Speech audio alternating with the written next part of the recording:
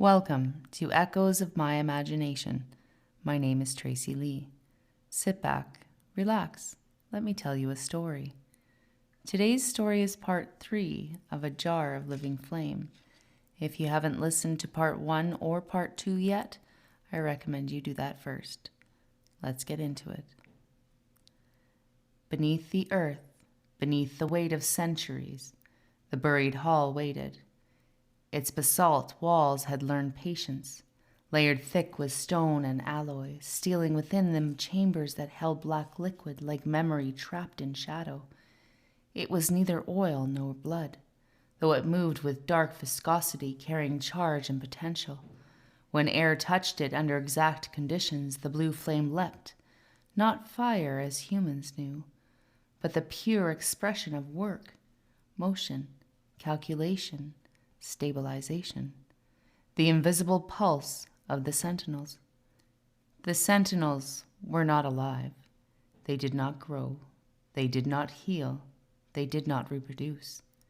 They persisted. Each movement, each precise adjustment of limb or mechanism drew from the black liquid within. When it thinned, they slowed. When it vanished, they froze. They were never meant for eternity.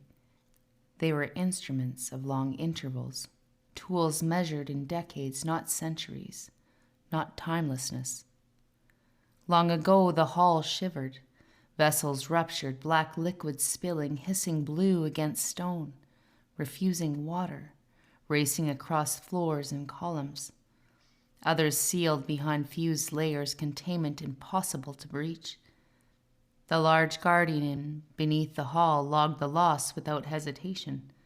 Recovery was not possible. Only one sentinel carried the remainder of its core, and it moved beneath the land in quiet intervals, conserving motion, shutting down systems, locking limbs for decades at a time. It did not hunt. It did not recharge. It endured.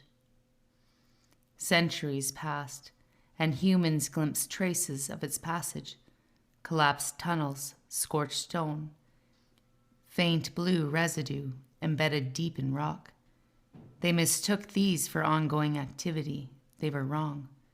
These were the last gestures of a finite source, the fading heartbeat of a structure built for purpose, not perpetuity. When the liquid ran low, movement faltered. Calculations lagged. Heat bled unevenly from joints. It sank into cold cavities, pressure and earth, slowing depletion, waiting, enduring. And then it stopped. Upright, limbs locked, shell intact. An empty heart of stone and alloy, not death. Completion. The hall stirred again. A tremor threaded through stone and channel, faint but insistent. Vessels rattled. Flames sharpened where they should have dispersed. Builders froze, hands pressed to cold floors, sensing the pulse beneath them spike. Deep below, the large guardian shifted stance. Its mass moved air long still, mechanisms rotating into configurations unused since the hall's first carving. It did not move to attack. It moved to contain. A sentinel on the edge broke phase, detecting misalignment and accelerating without synchronization. Stones split along stress lines, pillars shifted. Vessels flared, one rupturing, black liquid spilling and igniting into thin blue sheets. The flame did not seek humans. It moved with purpose, drawing energy from hall itself. Air thickened. Breathing became effort. Builders pressed faces to walls, covered their ears. The guardian below responded. Gates closed, channels constricted, flow redirected. The pulse withdrew from human reach. The ceilings locked, doors fused.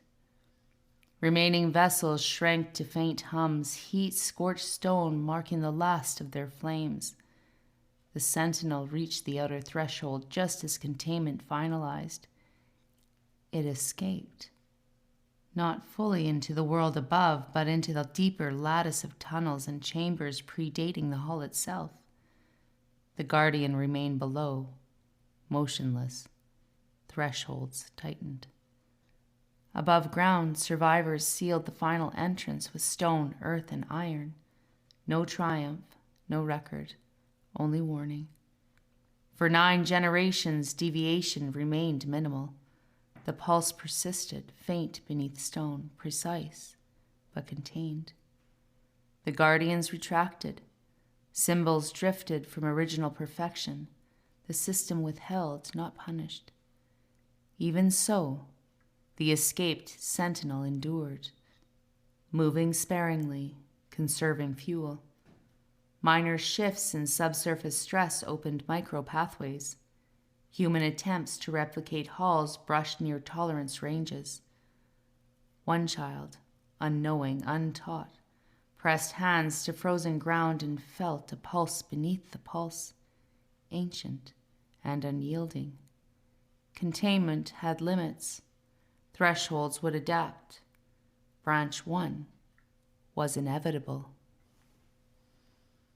Time, the echoes of Tartarus seeped into human civilizations. Tartessians record vessels of fire. Greeks whispered of caves where bronze-limbed watchers moved. Sumerians etched symbols of liquid flame. Coastal peoples spoke of fire upon water. Time shifted. Empires rose and fell, yet the pulse endured. Flame, metal, liquid. Guardians in impossible rhythm. The hall itself, older than kings, older than cities, older than the written word. And in every trace, every shard of memory, Tartarus breathed. A sentinel stirring in the dark, a jar discovered, a pulse felt in the chest. A civilization unknowingly touching eternity, completion, endurance, and the quiet, unyielding heartbeat of black liquid. This was Tartarus, alive in stone, bronze, and flame, waiting, watching, enduring beyond the measure of men. And that's it for today. Thank you for joining me for Echoes of My Imagination. My name is Tracy Lee. Don't forget to subscribe, share, follow, and like, and stay tuned for more Echoes of Tartarus. I'll catch you next time.